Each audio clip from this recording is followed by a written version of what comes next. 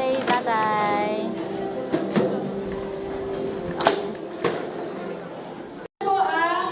Hindi ko, sobrang compressed naman po naman.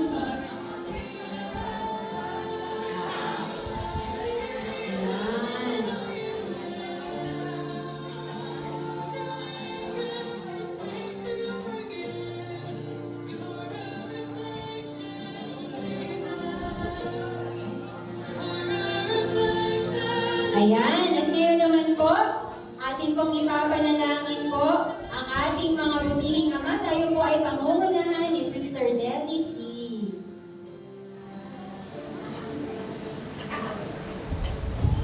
Hello. Magandang hapon po sa inyong lahat. Masaya ba ang mga nanay para sa mga tatay? Okay, ipanalangin po natin. Lumayo po tayong lahat.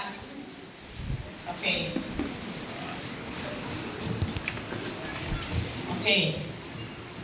Taas po natin ang kamay. O Diyos na dakila, Diyos na mapagmahal, Diyos na hindi nagbabago mula noon hanggang ngayon. Dakila ka, O Diyos na makapangyarihan. Narito po ang mga tatay, ang mga daddy, ang mga itay. Iba-iba ang tawag sa bawat isa sa kanila. Ikaw na po, Panginoon, ay patuloy magbigay sa kanila ng kalakasan upang patuloy nila, Panginoon, magampanan ang kanilang tungkulin bilang tatay. Dahil ngayong araw nito, Panginoon, ay amin sineselebrate ang kanilang katapatan sa kanilang pamilya, sa kanilang mga anak, upang itaguyod, Panginoon, dahil sila ang haligi. Hallelujah. Sila po ang Panginoon, ang karapat-dapat maging tatay sa kanilang mga anak at kanilang pamilya. Panginoon, tulungan mo sila, Panginoon.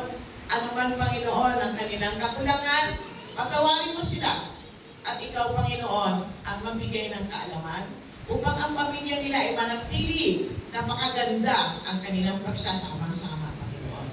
Tulungan mo, Panginoon, na ang kanilang mga asawa ay maging support, Panginoon, sa kanilang mga tatay, ang kanilang asawa, Panginoon. Ikaw na po, Panginoon, ay patuloy na tumilos at mamumuna sa bawat isa sa kanila. Dahil ito ang karangalan ng isang tatay, isang haligi ng kanilang tahanan. Ito po aking pasasalamat sa mga tatay na patuloy naging tapat sa kanilang pamilya. Ito po aking pasasalamat. Sa pangalan ni Jesus, lahat ay magsabi ng Amen. Amen.